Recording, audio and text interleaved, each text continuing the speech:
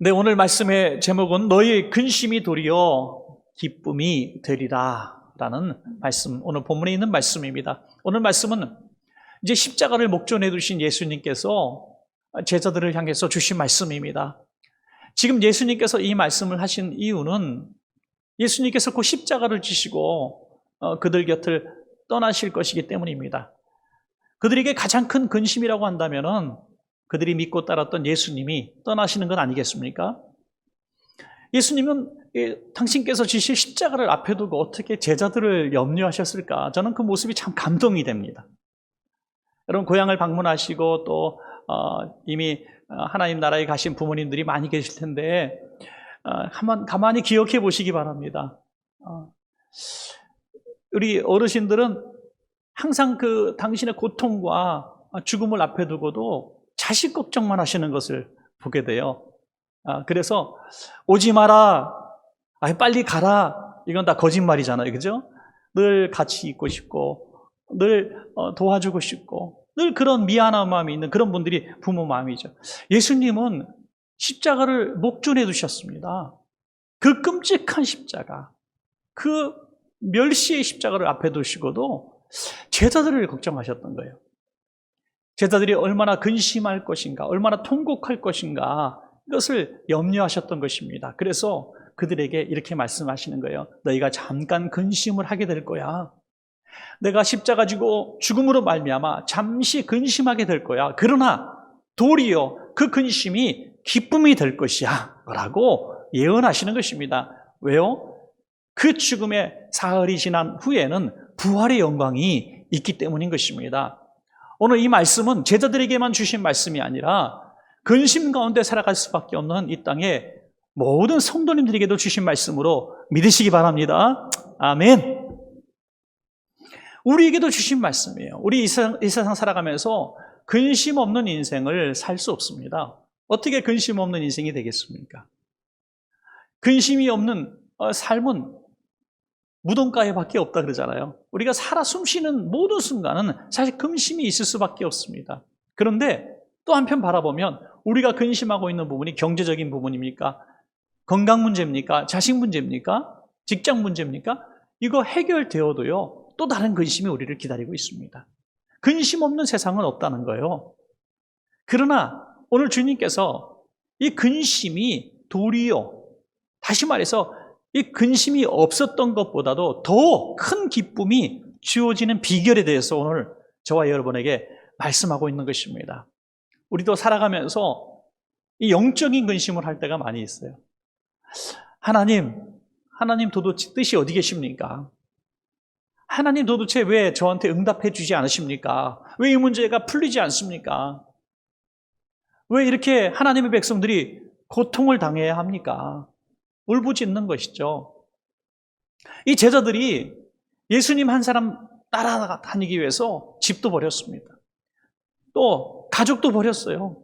3년 동안 그 고생을 다 했습니다. 그 고생한 이유가 뭐예요? 예수님이 왕이 되실 줄 알았거든요.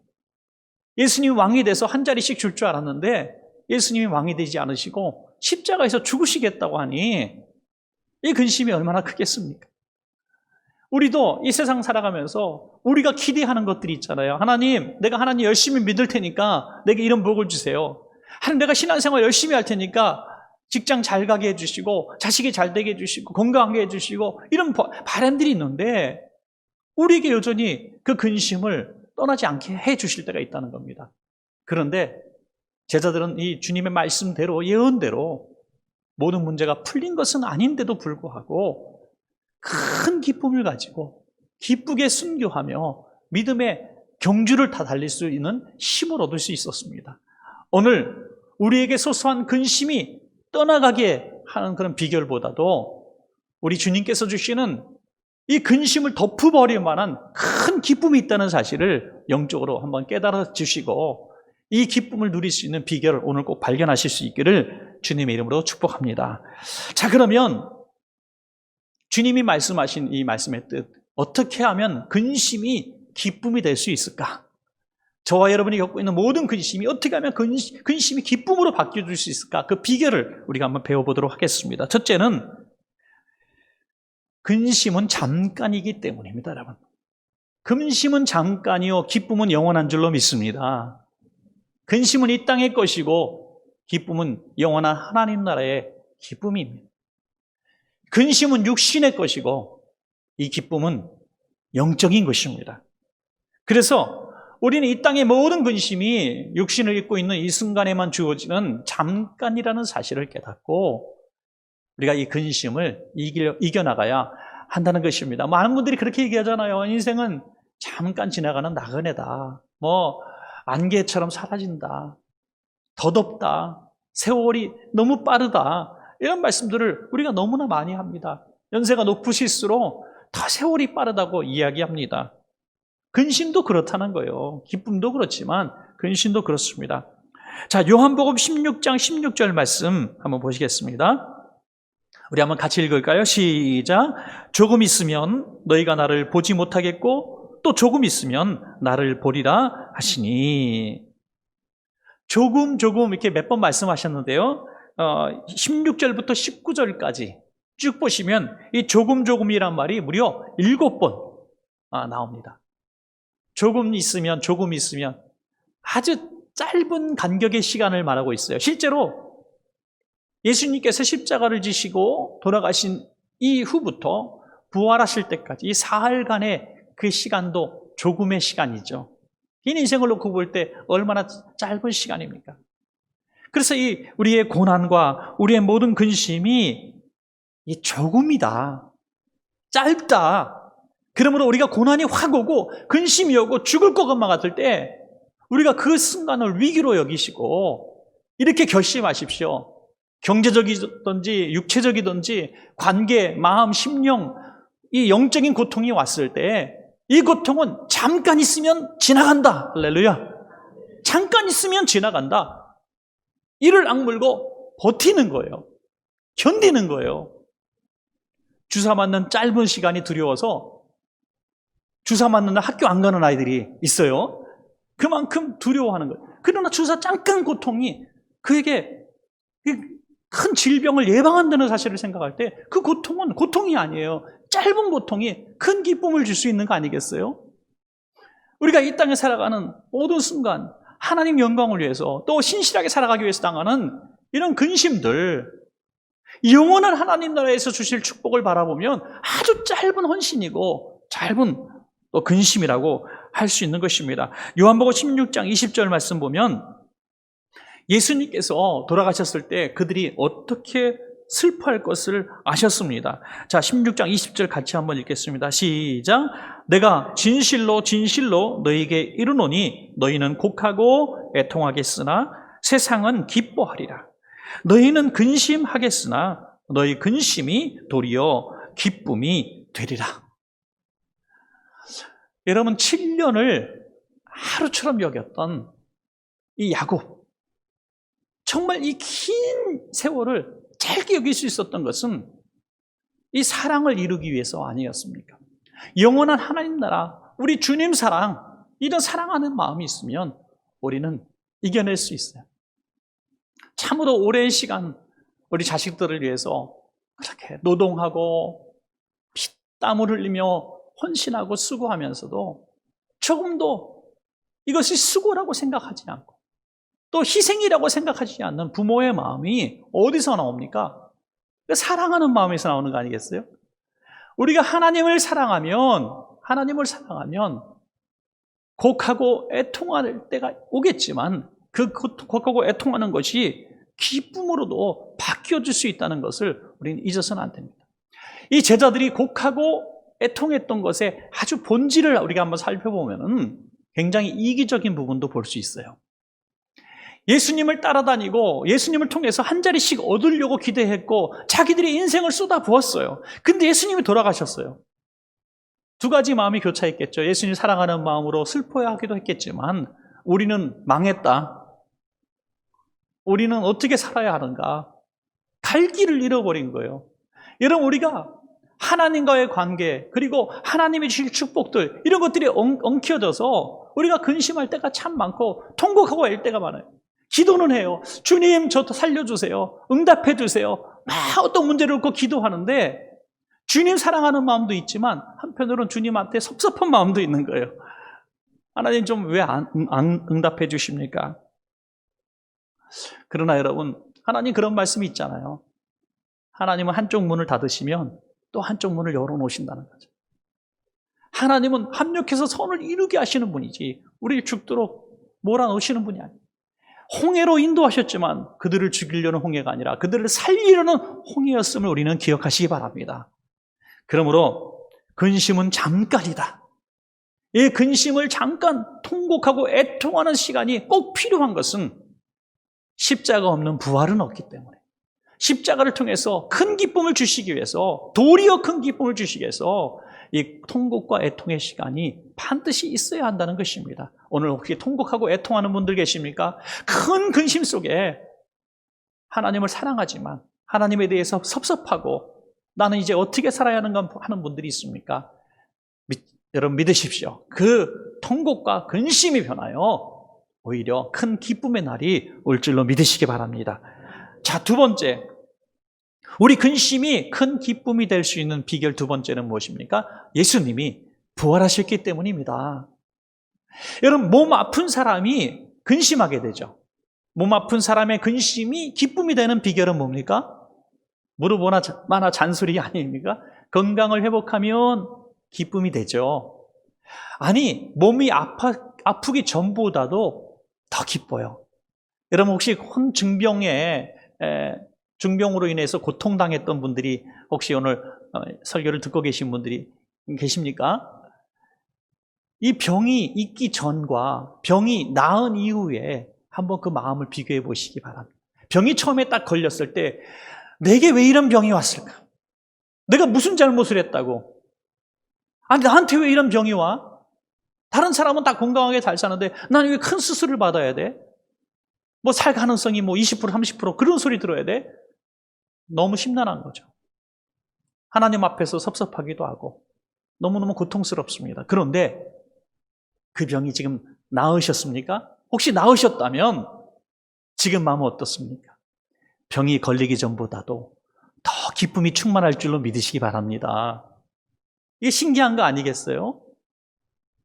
하나님께서 고쳐주셨다고 하는, 새 생명을 주셨다고 하는 기쁨은 아프기 이전에 누릴 수 없었던 어마어마한 축복이죠. 그러므로 경제 문제로 고통당하는 사람은 경제 문제가 해결되어지면 기쁘고, 육신의 아픔 때문에 고통받았던 사람들은 육신의 문제가 해결되면 기쁨이 회복되는 거예요. 그런데 죽음이란 문제는 우리의 힘으로 해결할 수 없는 거 아닙니까? 죽은 사람이 어떻게 살아납니까?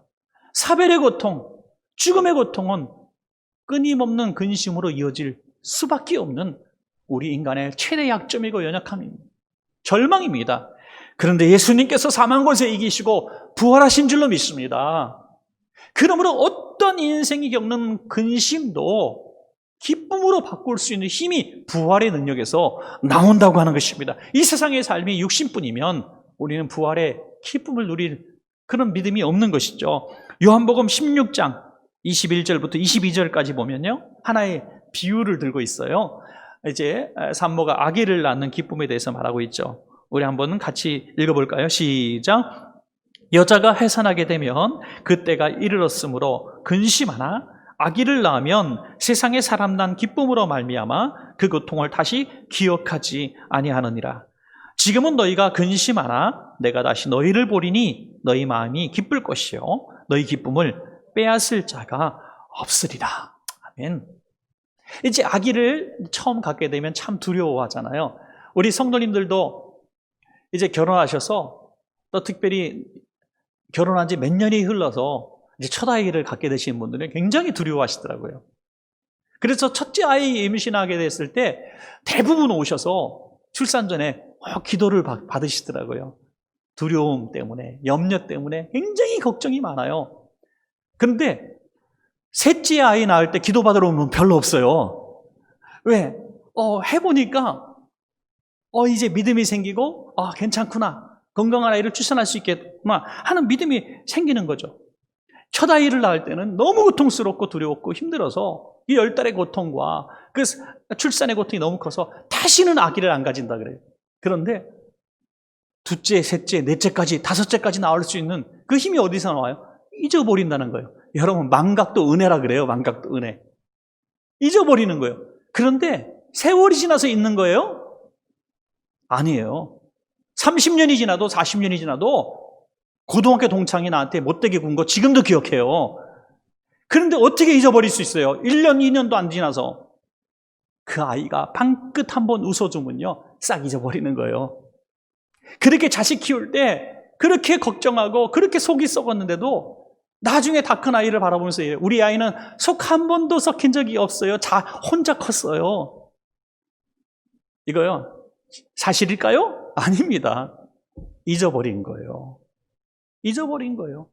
그 기쁨, 자식이 커가는 기쁨, 그 자식이 나한테 웃어주는 기쁨, 그것 때문에 그 출산의 고통을 잊어버린 거예요. 여러분, 인생의 고통이 얼마나 큽니까? 정말 숨 쉬는 것도 힘들고, 어떤 분은 잠자리에 누우면서 내일 아침에 눈을 뜨지 않았으면 좋겠다. 너무나 많은 빚이 있고 앞에 살아갈 희망이 보이지, 내 힘은 점점 연약해지고 절망하고 고독하고 힘듭니다. 그럼에도 불구하고 우리가 다시 이 끈을 붙들고 일어날 수 있는 것은 부활의 믿음이 있기 때문입니다, 여러분. 부활의 믿음. 우리가 이 고통이 잠시 후에 끝나고 우리가 영원한 새 생명으로 들어갈 수 있다고 하는 기독교의 가장 중요한 진리, 하나님의 나라를 우리가 믿기 때문에 우리가 견딜 수 있고 참을 수 있고 오늘도 살아갈 수가 있는 줄로 믿습니다, 여러분. 여러분, 영적인 부분에서도 그렇다고 봐요. 저는 과거의 설교 시간에 우리와 정말 동떨어진 세계의 이야기들을 어떻게 실감나게 얘기할까 이렇게 좀 고민했던 어떤 부분들이 있어요. 그것이 바로 초대교회 성도들의 고난의 이야기, 그리고 지금도 신앙 때문에 박해받고 있는, 또 죽임과 고문을 당하고 있는 나라들에서 신앙생활하는 성도들의 이야기, 이런 이야기들을 할 때 어떻게 얘기해도 그 피부로 별로 우리가 와닿지 않는 것을 제가 느끼고 있었기 때문에, 아무리 이 설명을 잘 하려고 해도 그들이 당하는 고난과 순교의 끔찍한 장면들을 연상시켜도 우리 성도들의 마음은 그다지 아프지 않았어요. 그런데 코로나로 인해서 우리가 예배에 이렇게 자유를 제한당할 때 참 그때 설명하지 못했던 그 아련한 아픔들 속에서부터 막 쓰려오는 이런 고통들이 우리 성도님들에게 살살 올라오고 있는 것이 제가 느껴집니다. 많은 성도님들이 지금 참고 있고 언젠가 풀리겠지 하고 견디고 있지만 그 마음속에 지금 막 목구멍까지 쳐오르고 있는 뭔가 그런 아픔과 서러움과 그런 슬픔과 그런 분노들이 있는 것 같아요.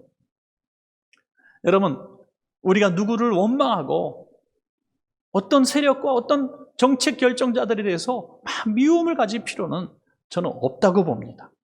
어찌 보면 전쟁 때문에 우리가 이 예배의 자유를 제한당한 것도 아니잖아요. 언젠가 이 문제는 풀려지고 우리가 다시 예배할 날 옵니다. 우리가 한평생 살면서 마음껏 예배당에 갈 수 없는 국가적인 제약이 있었던 적이 있었습니까? 성경 지키고 길거리 가면 다른 사람의 시선이 따갑게 느껴졌던 적이 과연 있었습니까? 6.25 이후로 없었어요. 그러므로 이런 경험들, 한평생 경험하지 못했던 경험들은 우리에게 유익이 될 줄로 믿습니다. 우리에게 유익합니다. 이런 시간들을 통해서 우리의 마음속에 내가 얼마나 예배를 잡아, 저는 한편 우스갯소리지만 저 때문에 예배가 이렇게 오랫동안 못 드려지는 게 아닌가, 코로나가 왔는가 생각이 들 정도 있어요. 왜 제가 항상 농담 삼아 여러분 신앙을 점검하려면 6개월 동안 교회 나오지 마세요. 제가 그랬거든요. 6개월 동안 교회 안 나오면 내 믿음 내가 알 수 있다. 막 예배 드리고 싶은 마음이 간절해지면 내가 믿음 있는 사람이고, 야, 몇 개월 예배 안 드려보니까 너무 편해. 쭉 안 드려야 되겠다. 이런 마음이 있는 사람은 어차피 교회 떠날 사람이다. 여러분, 우리가 온라인으로 예배 드린 지가 벌써 합쳐보면 거의 4개월, 5개월 넘어갑니다. 이 시간 동안 우리의 믿음이 더 간절해진 줄로 저는 믿습니다. 더 사모하는 마음이 생긴 줄로 믿습니다. 그러므로 참 감사합니다. 이런 시간들을 통해서 우리가 원망하고 불평하고 빨리 이 문제가 해결되기를 구하는 것도 중요하겠지만 더 중요한 것은 이 시기에 우리가 더 간절히 사모하는 것. 사마리아 여인처럼 하나님을 더 상한 심령으로 예배할 수 있는 우리가 될 때에 우리 하나님께서 더 유익하게 해주셔서 우리가 진정 예배 드릴 수 있는 모두가 다시 예배를 회복하는 그날 우리의 기쁨은 우리가 지금 가진 이 슬픔을 비교할 수 없는 큰 기쁨, 큰 영광의 예배, 감격의 예배, 눈물 흘리는 예배가 될 줄로 믿습니다. 여러분, 요한복음 16장 33절에 이것을 너희에게 이르는 것은 너희로 내 안에서 평안을 누리게 하려 함이라. 세상에서는 너희가 환난을 당하라. 담대하라. 내가 세상을 이겼느니라. 여러분 평안하십시오. 우리 옆에 있는 분들에게 이렇게 얘기하세요. 평안하세요 라고 인사하시겠습니다. 평안하세요. 네. 우리의 평안을 빼앗을 자가 없을 줄로 믿습니다. 자, 마지막 세 번째, 예수님의 이름으로 기도할 수 있기 때문입니다. 우리의 근심이 절대로 영원한 근심이 될 수 없는 것은 우리에겐 근심을 물리칠 수 있는 강력한 이름이 있기 때문에, 그게 바로 예수님의 이름인 줄로 믿습니다. 여러분, 요한복음 16장 24절 말씀을 우리가 같이 한번 읽도록 하겠습니다. 시작. 지금까지는 너희가 내 이름으로 아무것도 구하지 아니하였으나 구하라 그리하면 받으리니 너희 기쁨이 충만하리라. 아멘. 여러분, 근심이 있습니다. 기도했어요. 그러면 이 근심이 순간적으로 사라졌습니까? 근심의 원인이 사라졌습니까? 꼭 그렇지는 않아요. 그런데 근심은 여전히 근심 덩어리는 있는데 내 마음이 변화되기 시작합니다. 내 마음을 사로잡고 있던 그 근심이 사라지고 평화가 찾아오고 기쁨이 생기는 거예요. 이게 놀랍지 않습니까, 여러분? 예배드리기 전에 근심 갖고 예배하고 어떻게 살아야 할 것인가?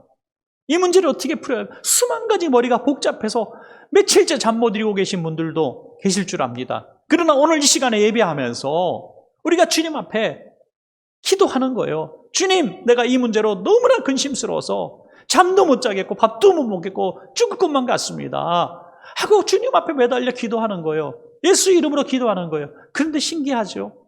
이 문제가 해결되었다는 전화를 받은 것도 아닌데 내 마음속에 평화가 찾아오기 시작하고 근심은 여전히 있는데 근심이 근심으로 보이지 않는 거예요. 할렐루야.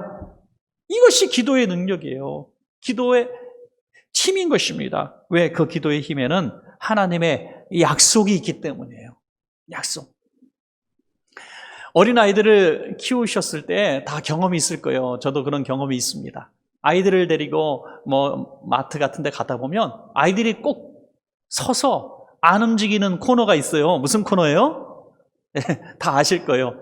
장난감 코너예요. 예. 유치원 아이들이 가전제품 코너에서 머물고 그러진 않잖아요. 냉장고 앞에 서 있고 그러지 않아요.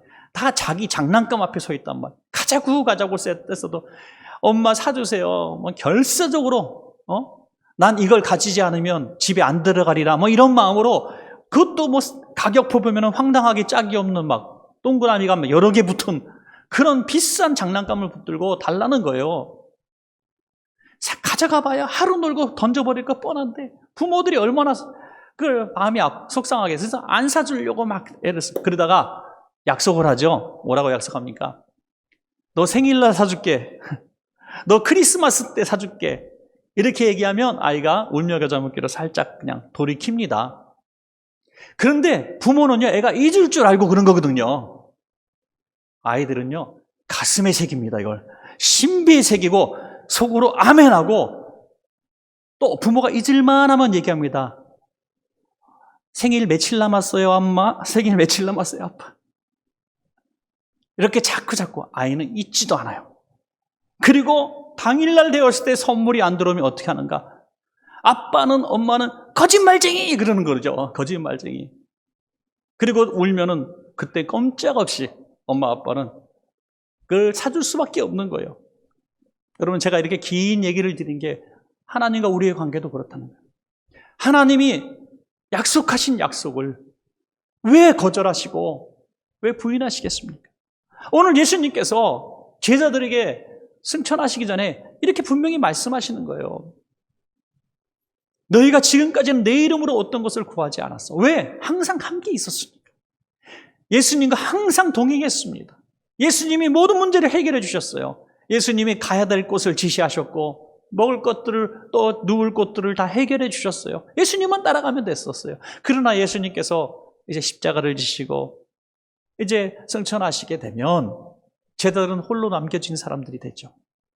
그때 이렇게 하라고 말씀해 주신 거예요. 너희가 나와 함께 있지 않지만 내 이름으로 구하면 내가 너희와 함께 있는 것처럼 내가 역사해 주리라 하시는 말씀이죠. 믿으십니까, 여러분? 지금 이런 우리는 생각할 때가 많아요. 예수님이 여기 계시다면, 예수님이 지금 나와 함께 계신다면 얼마나 좋을까? 그러면 예수님 이거 해주세요. 예수님 저거 좀 도와주세요. 예수님 내 아픈 마음 좀 들어주세요. 이렇게 할 텐데 예수님 계시면 얼마나 좋을까? 여러분, 오늘 이 말씀대로 믿으신다면 지금 예수님은 내가 예수 이름으로 기도할 때에 예수님이 옆에 계신 것처럼 동일하게 역사하신다는 사실을 믿으셔야 하는 것입니다. 이것이 주님이 주신 약속이고 우리의 믿음이죠. 예수의 이름이 강력하게 드러난 이 직후의 사건이 바로 베드로와 요한이 성전 미문 앞 안전뱅이를 일으킨 사건 아니겠습니까? 전에는 예수님과 함께 갔을 때 예수님이 먼저 그 질병 걸린 사람을 치유해 주셨어요. 여러분, 복음서 어디를 봐도 예수님과 제자들이 함께 갈 때 예수님이 옆에 계신데 제자들이 안수하여 병을 낫게 한 기록이 있습니까? 없어요. 예수님과 함께 있을 때는 늘 예수님이 기적을 베푸셨어요. 그런데 예수님이 지금 안 계신 상황에서 베드로와 요한이 이 큰 기적을 베풀 수 있는 힘이 어디서 나왔는가? 이 약속을 믿고 예수 이름을 선포했기 때문에 예수님의 역사가 나타난 거죠. 사도행전 3장 6절에 함께 읽겠습니다. 사도행전 3장 6절 시작.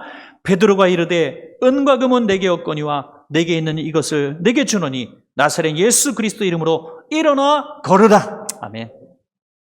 은과 금 없어도 돼요. 예수 이름이 있습니다. 여러분, 우리가 영상 예배를 드리고 또 코로나로 인해서 교회에 이런저런 수만 가지 행사들이 다 지금 할 수 없는 상황이 되었지만 정말 이럴 때 교회의 본질, 신앙의 본질, 믿음의 본질이 뭔지 점점 확실해지는 것 같아요. 그게 뭡니까? 교회, 성도, 우리 신앙생활의 핵심은 바로 예수 이름의 능력이라는 거예요. 예수 이름의 능력. 예수 이름의 능력 외에 우리가 얼마나 많은 것들로 치장하고 뚜껑을 아주 근사하게 만들고 또 여기다가 금칠을 하고 우리가 그렇게 너무 많은 외식의 신앙생활을 했던 것 같아요. 우리가 영상으로 예배드리다가도 예수 이름을 의지하고 기도하면 질병이 떠나갈 것을 믿으시기 바랍니다. 지금까지 너무나 목회자에게 의존하고 기도 많이 하는 사람에게 의존하고 우리가 예배의 어떤 공동체에 의존했던 것 같아요. 여러분, 그렇지 않습니다.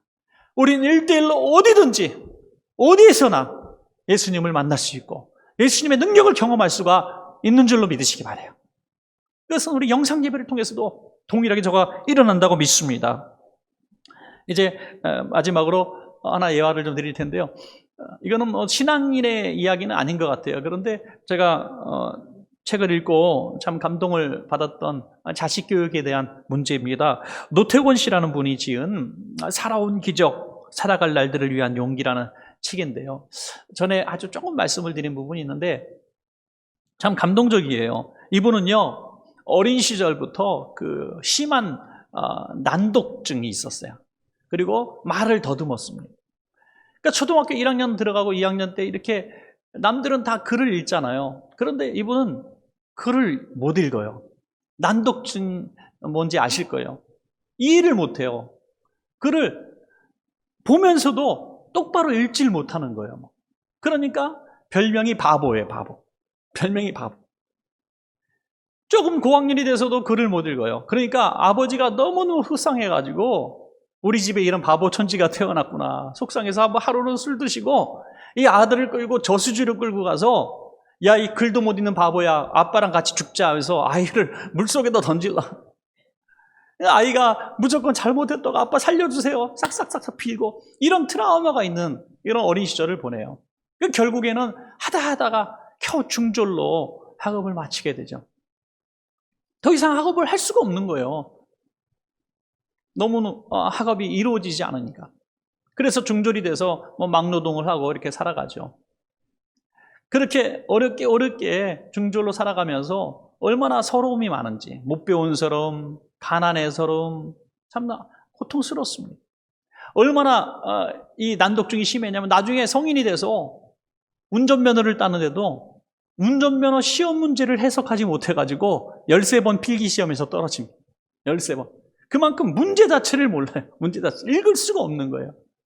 그러다가 참 이 학력을 따지지 않는 좋은 아내를 만나게 돼요. 이 아내가 평생의 은인이 됩니다. 이 아내가 한글 공부를 가르쳐요. 40이 돼서, 나이 40이 돼서 한글 공부를 해요. 아내와 함께. 인생이 참 너무나 늦게 출발한 인생 아닙니까? 이게 무슨 희망이 있어요, 이 사람한테. 그런데 이 가난하고 막노동하고 아내는 식당 일을 하고 살아가다 보면 이 아들 둘을 낳았는데 이 아들들이 제대로 살겠습니까? 이 아들들이 인생의 최고의 아픔이 된 거예요. 얼마나 가출을 많이 하는지 심심하면 가출을 해, 심심하면. 학업은요, 아주 그냥 게임만 하고 공부도 안 하고 뻑하면은 그냥 가출을 하니 살 수가 없는 거예요. 이 부부가 정말 죽고 싶을 정도가 되었어요. 하루는 정말 이 아이들이 또 집안에 있는 마지막 재산, 자전거까지 훔쳐갖고 다 나가서 팔아가지고 또 가출을 해버려요.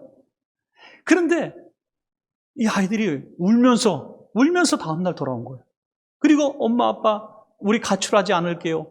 무슨 일이 있었는가? 한 사건이 있었다는 거예요. 그 사건에 대한 자세한 내용을요, 이 아이들이 2015년 청소년 공모전에, 이땐 청소년이었거든요. 2015년 청소년 공모전에 이 글을 내서 참 서울대학교 총장님이나 이런 분들이 굉장히 감동을 받았다 그래요. 그 한 부분만 제가 읽어드릴게요. 무슨 일이 있었는지 제가 한번 읽어드리겠습니다. 2007년 12월 마지막 남은 우리 집 교통수단인 자전거를 팔아서 동생과 함께 또 집을 나오고 말았습니다. 무작정 열차를 타고 월세 살면서 막노동하는 아빠, 식당 일을 하는 엄마에게 다시는 돌아가지 않겠다고 다짐했습니다. 부산에 도착했을 때 이미 돈은 다 떨어져 어디에서 밥을 얻어먹고 어디에서 잠을 자야 할지 막막하기만 했습니다. 그때 동생이 소리쳤습니다. 형, 내 배낭에 돈이 들어있어. 아니, 무슨 돈일까? 곰곰이 생각해 보았습니다. 우리들이 집을 나갈 것이란 것을 눈치채신 아빠가 막노동을 가시면서 우리들의 가방에 몰래 넣어두신 것을 깨달았습니다. 이런 생각이 들자 우리 형제는 길바닥에서 부둥켜 안고 울고 말았습니다. 이 세상 아버지는 모두 바보인 것 같습니다. 자식은 아버지를 버릴 수 있지만 아버지는 자식을 버릴 수 없다는 사실을 깨달았습니다. 그날 우리는 바로 집으로 돌아왔고 다시는 부모님 속을 썩이지 않기로 다짐했습니다. 여러분, 참 감동적이지 않아요? 집 나가는 또 자전거 팔고 그 말 안 듣고 또 집 나갈 아이들 알고 어디 가서 배라도 굶지 말라고 그 막노동에서 번 그 피 같은 돈을 가방 안에 몰래 넣어두는 아버지, 이 부모의 마음에 강팍했던 자식들이 집으로 돌아온 거죠. 그 이후에도 물론 더 큰 사건이 한 번 있었대요. 막노동하고 힘든 몸으로 들어왔는데 애가 공부는 안 하고 또 게임만 하는 거예요. 그럼 홧김에 발로 차버렸대요. 그랬더니 이 아이가, 청소년 아이가 주먹을 쥐고 아빠 나랑 맞짱 한번 뜰래 그러다는 거예요. 보통 아빠들 같으면 어때? 압력밥솥 뚜껑이 딱 열리는 거죠, 그죠? 너 오늘 주고 봐라 이렇게 할 텐데, 나가거라 이렇게 할 텐데, 이 아빠는 참 어진 아빠 같아요. 왜 이 평생 살면서 멸시와 모멸, 난독증, 바보 소리 들어가던 아빠이기 때문에 참 많은 연단이 있었던 것 같아요. 이렇게 얘기합니다. 너와 나는 아빠와 자식 관계야. 너랑 나랑 정말 싸우면 너가 아빠는 때릴지언정 아빠는 너를 한 대로 때리지 못할 거야. 너는 아빠를 때릴 수 있지만 나는 너를 때릴 수 없어. 그래도 싸울래? 그랬더니 아이가 통곡하고 서러움을 아빠를 부둥켜 안고 잘못했다 그러더라는 거죠. 매보다도 강력한 방법은 이 사랑이라는 거예요. 아버지의 사랑, 어머니의 사랑, 어떻게 비교할 수 있겠습니까? 그리고 이 아버지는 이제 교육 방법을 바꿉니다. 집안에 전 재산이 700만 원 있었대요. 이 700만 원 다 터뜨려가지고 학교도 안 가도 좋아. 아빠도 이제 노동 안 나가도 좋아. 너희들과 아빠가 한번 여행을 가자 하면서 2년 동안 여행만 다녔대. 2년 동안 거의 뭐 소양강이니 어디 뭐 얼마나 많이 다녔는지 2년 동안 그들이 트레킹하면서 걸었던 길이가 8,000km를 걸었대. 8,000km. 여러분 놀라시는 분들은 좀 걸어본 분들이고요. 8,000km를 차만 타고 다니신 분들은 전혀 이 말이 개념이 없을 거예요. 8,000km. 여러분, 이거는 상상할 수 없는 거리예요. 계속 부모와 자식이 걸은 거예요. 여러분 놀라운 일이 벌어졌습니다. 청소년 때 얘기해요. 중고등학교 때. 그런데 이 아이들이 그때부터 아빠와 함께 집에서 공부를 합니다. 13년 동안 아빠는 독학을 했거든요. 엄마와 함께. 이 독특한 방법으로 이 아이들과 같이 공부를 했는데 어떤 결과가 벌어졌냐면 아이가 둘이 있는데 하나는 서울대학교를 가고요. 하나는 한양대학교를 갔어요. 이거 뭐 우연이라고 하기는 너무 기가 막히는 얘기 아니에요. 그래서 이게 사회의 해자가 돼가고 2014년 생활의 달인에서 공부의 신으로 나왔어요. 공부의 신. 그리고 강연 백도시에서 아빠의 이름으로 소개된 아주 멋진 사례가 되었습니다. 여러분 제가 이분에 대한 얘기, 이 가정에 대한 얘기를 이렇게 많이 드린 것은 이 육신의 아버지도 이 사랑으로 인내로 끈기로 이렇게 자식과 함께 문제를 해결해 나갈 때 그 근심이 변하여 세상의 자랑거리가 되고 기쁨이 될 수 있다는 가능성에 대해서 말씀을 드린 겁니다. 하물며 우리의 좋으신 하나님 아버지께서 너의 근심이 변하여 도리어 기쁨이 되리라 이 말씀을 하셨는데 왜 우리가 믿을 수가 없겠습니까? 요한복음 14장 1절에 너희는 마음에 뭐 하지 말라? 근심하지 말라. 따라합시다. 너희는 마음에 근심하지 말라. 하나님을 믿으니 또 나를 믿으라. 할렐루야. 부활의 능력으로 우리와 함께 하시는, 성령님으로 함께 하시는 그 하나님께서, 예수님께서 날 믿어. 근심이 변하여 곧 기쁨이 될 날이 올 거야 라고 말씀하셨으니 그 말씀대로 믿으시고 조금만 견디십시다. 조금만 더 기도합시다. 조금만 더 하나님 의지합시다. 그러면 우리 근심이 변하여 큰 기쁨이 되는 날, 교회도 여러분 가정도 여러분들의 기업도 정말 불처럼 일어나서 하나님께 영광 돌리는 그날이 올 줄로 믿습니다. 우리 환상을 가집시다. 환상을 봅시다. 그런 날 여러분 모두에게 주시기를 주님의 이름으로 간절히 축원합니다.